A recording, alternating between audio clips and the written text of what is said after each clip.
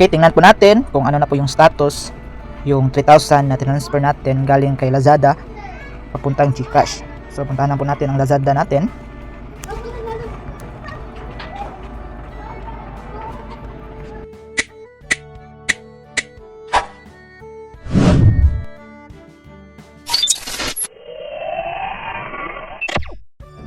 So hello guys, welcome back again to our channel. For today's video ay ituro ko sa inyo ang step by step kung paano po tayo mag-transfer ng funds galing kay Lazada papunta dito sa ating GCash wallet. So i-click po natin itong Lazada.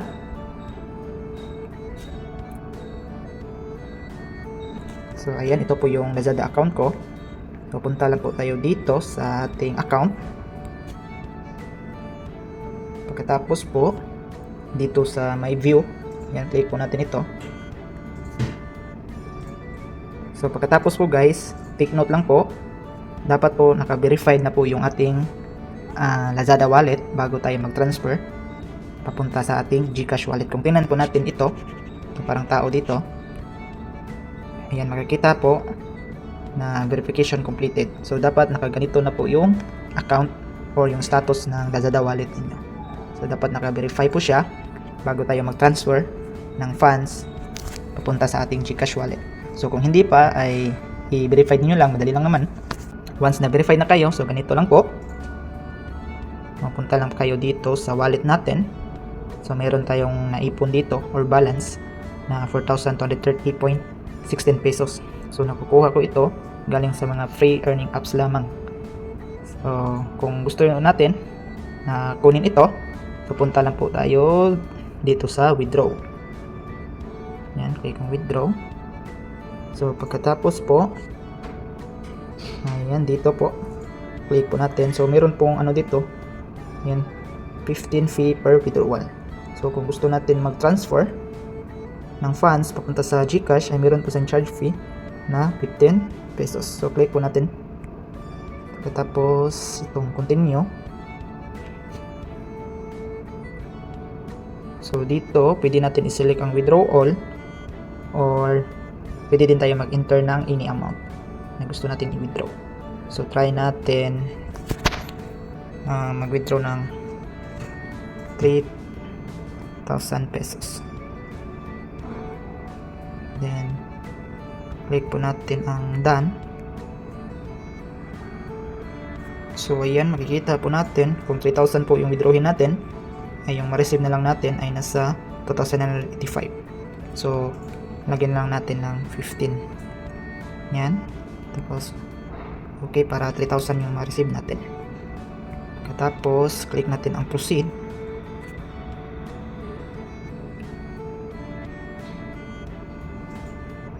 Due to video. So click po natin. Back na tayo dahil sa video pala ito mapunta.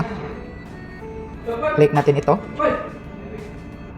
So sa video pala ito ma-transfer, mapunta. So click na natin ito. Ayan, so pwede tayo mag-select ng account, select a withdraw account. So dito naka-input na po yung GCash ko dito. So pwede naman tayo mag-add withdraw account kung gusto natin sa GCash or sa Maya or any bank account or e-wallet. Click lang natin ang withdraw account. So yan, makikita naman natin yan, bank or e-wallet. So select lang natin ito at search natin GCash. Yan.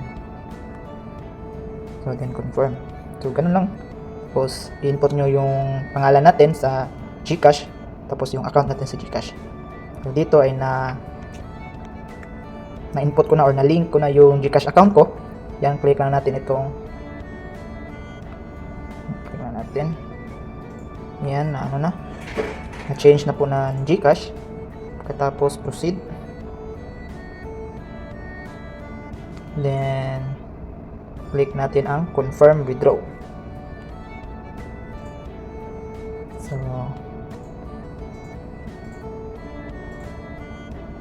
So ayan, makikita nyo na ito yung withdrawal result. So dito guys, ang status niya ay in progress. So this process may take up to 3 business days. So maghintay lang po tayo ng 3 business days kung ito po pa ay pumasok sa ating GCash wallet. So click po natin ang done.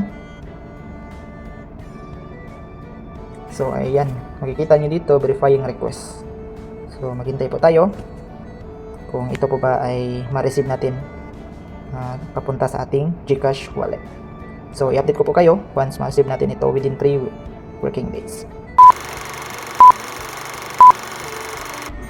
Okay, tingnan po natin kung ano na po yung status yung 3,000 na transfer natin galing kay Lazada papuntang GCash. So puntahan na po natin ang Lazada natin.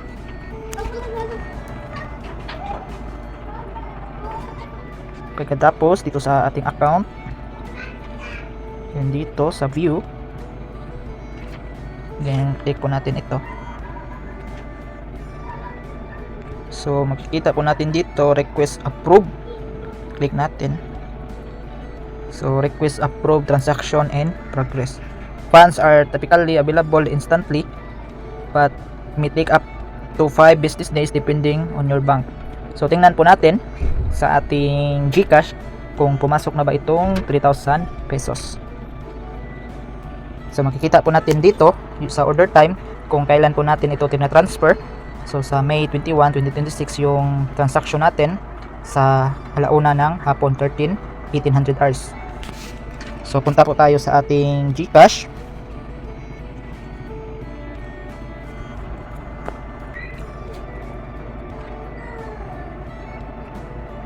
Then pagkatapos po, punta po tayo dito sa inbox. Then dito sa notifications. Then pagkatapos dito sa transaction. So wala po tayong nakita dito, pero punta naman tayo dito sa isang transaction. So ayan, makikita po natin. Ayan. So cash in from Citibank. So ito po yung 3,000 na na-receive natin bandang 4:30 PM. So as of May 21 pa rin.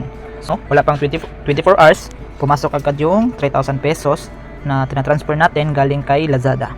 So from 1 PM to 4:30 PM ang hiningi. So nasa 3 hours to 30 minutes lang po ang hinihintay natin pumasok agad yung 3,000 pesos. So yun lang po, sana meron kayong natutunan sa simple tutorial na ito.